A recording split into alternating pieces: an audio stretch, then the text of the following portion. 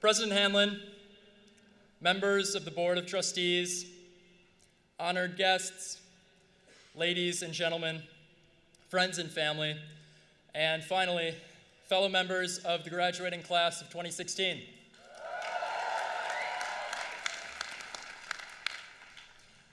On a hot September night near the end of trips, we were addressed by a professor about how to do well in the 4 years ahead. The entire trip section, a ragged, foul-smelling band of freshmen who had just emerged from the New Hampshire wilderness, sat cross-legged on the wood floor of the Moosilauke Ravine Lodge, listening attentively to their first Dartmouth lecture. More than 3.5 years later, I don't remember the name of the professor or even what he looked like, but his words are as clear as ever. You have to engage, he said. You have to be attentive to the hidden possibilities lying all around you and under the surface of things. Above all else, he suggested, success requires serendipity. Now, I didn't know what serendipity meant, so I looked it up. I present to you the hallowed words of Merriam-Webster.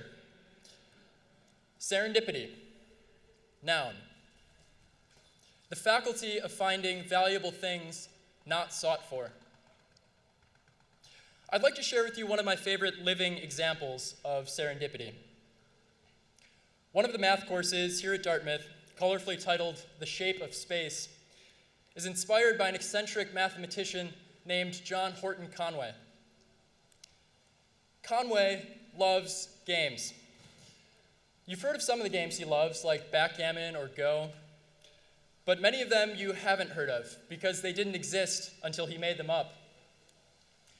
Cutcake, poker nim, Hackenbush hodgepodge. You name it, Conway has probably invented it. He would play these games endlessly with graduate students who would often cut class to challenge the great mathematician. As he once remarked, no doubt with a twinkle of mischief in his eye, that's my real aim in getting them to play these games, to ensure that they don't do well in math, to destroy all these formerly promising mathematicians.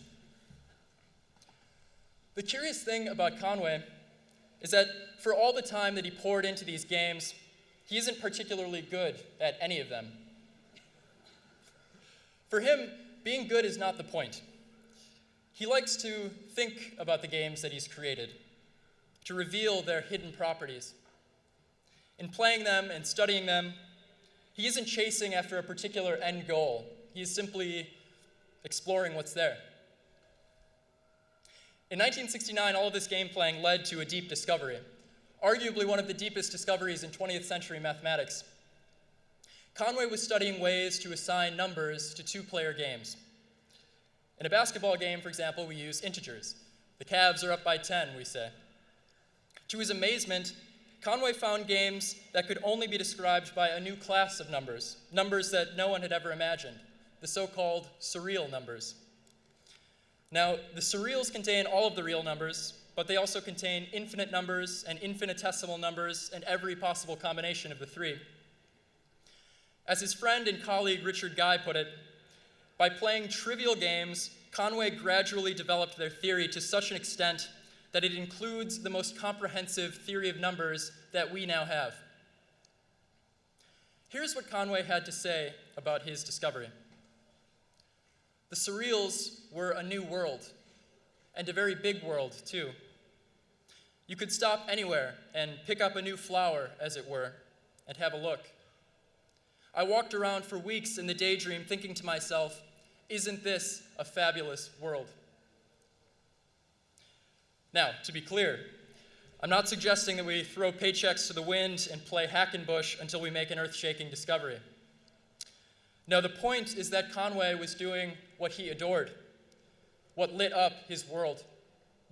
He couldn't help but make an earth-shaking discovery. How fortunate we all are to have spent 4 years surrounded by mentors, members of the staff and faculty of this great college who do what they adore. To have spent 4 years so close to the process of discovery, to the creation of new worlds. Many of us, in our time at Dartmouth, have gotten a taste of what we adore. We have felt the hours melt away as we sink into something that truly engages us.